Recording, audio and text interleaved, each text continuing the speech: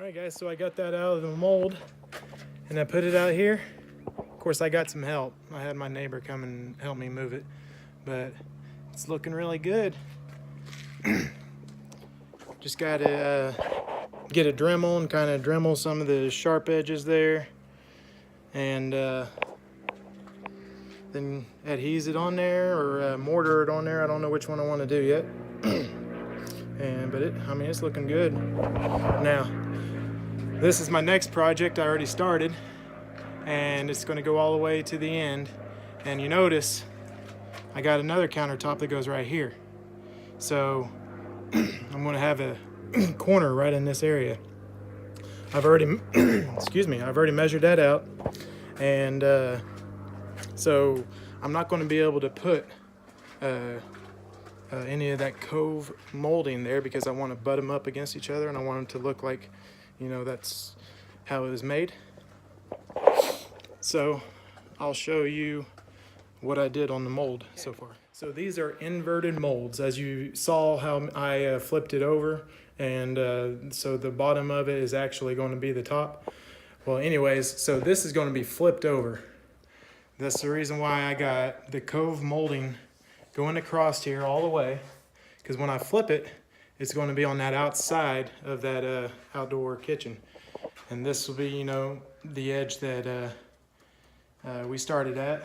And then this side, since we're flipping it over, is going to be where it's going to butt up against that other countertop. So where I measured it out at, I cut it right there. So all this right here is going to be flat, and it's going to butt up against the brick, and it's going to butt up against the other countertop. Guys, I can't stress the importance of being quick about it on a hot day. So this is my second mold.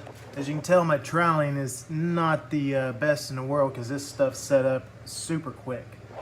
Like I said, this stuff sets up completely in an hour. It's already ready for me to flip this. But like I said, this side, it's no problem because you're going to flip it over and it'll be underneath and on top of the counters, or not the counters, but cabinets. So it'll be fine. The only problem is that it could make a problem for leveling it out and putting it at the same height. So if you need to, you can use a wet sander and sand it down. It shouldn't be too much. Like mine's probably just a 1/16 of an inch off on certain places, so I could just wet sand it down and make it nice and smooth. But in my case, on the outdoor kitchen, on the brick, it's probably not going to be any problem. Right, guys, so I can't stress enough to keep it saturated after you pour the concrete and get it all leveled, because if you don't do it, it's just going to heat up and get extremely hot, and you're going to end up with a crack.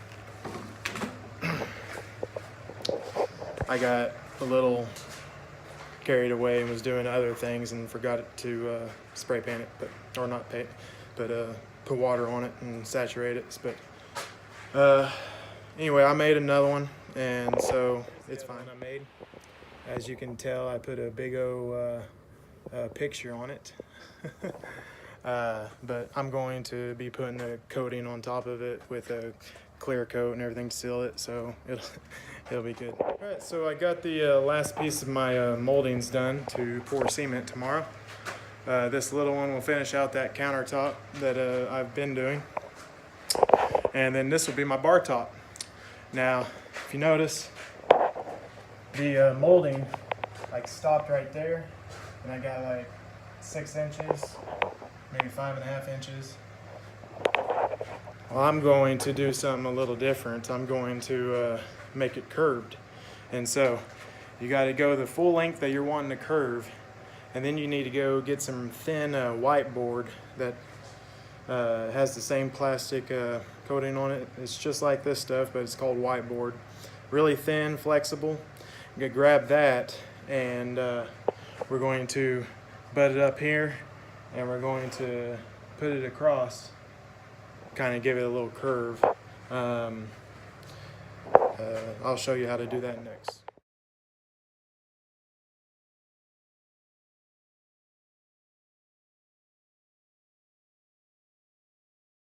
Alright guys, I'm doing the last and final piece, the bar top.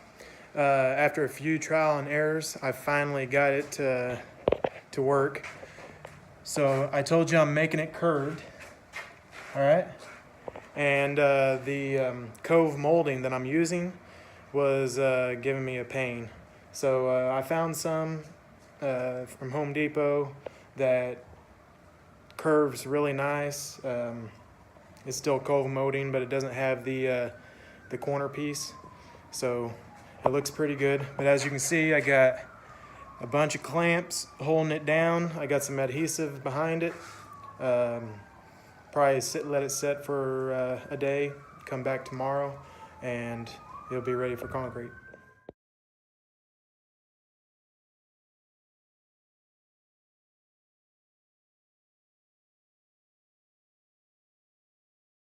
Alright guys, so I got the last countertop done, or the bar top anyways. Give you a little peepsy.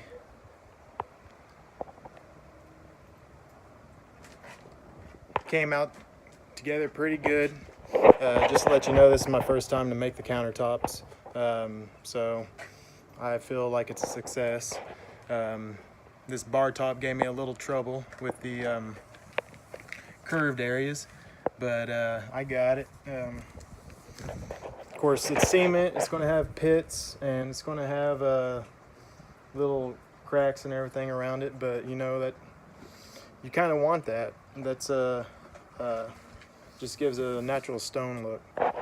But just want to let you know that this is called no sag sealant, and it just basically it's to seal around areas like in between concrete and stuff on top of it. That way nothing can get inside there and it won't like sag up in there, hence the no sag.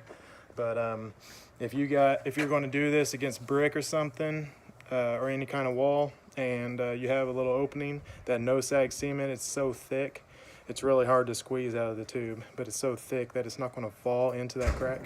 So you can just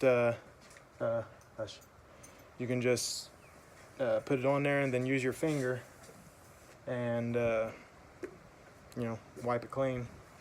But turned out pretty good. I'm going to get some primer paint and some sealer and seal it as soon as it stops raining and we get a better day. Just a few pointers I want to let you know. Make sure you have help with moving the countertops. It's cement.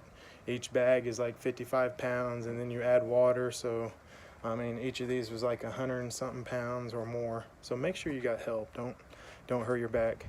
Let's see. Another thing, again, make sure you got everything ready whenever you're mixing the stuff. It sets up so quickly. They do have packets called set control. You can put a little bit in there and it'll add at least 15 to 30 minutes on each bag. So if you need to do that, you can do that, but make sure you got everything ready for this. And that's it, guys. I hope you enjoyed this little do-it-yourself video on how to make the concrete countertops. It was fun. I feel successful in what I did. I hope if any of you guys decide to do it, that you will post pictures and let everyone know, like, different ideas. You know, if you do a different molding or anything like that. Other than that, we're done here. I'll send pictures as soon as I get it primer, paint, and sealed and everything. Let you guys know exactly what it looks like. Get all my electric done out here, and still got a ceiling fan that I'm gonna stick out up there, and a few other things. So when I get it done, I'll post pictures, let everybody know. Have a good day.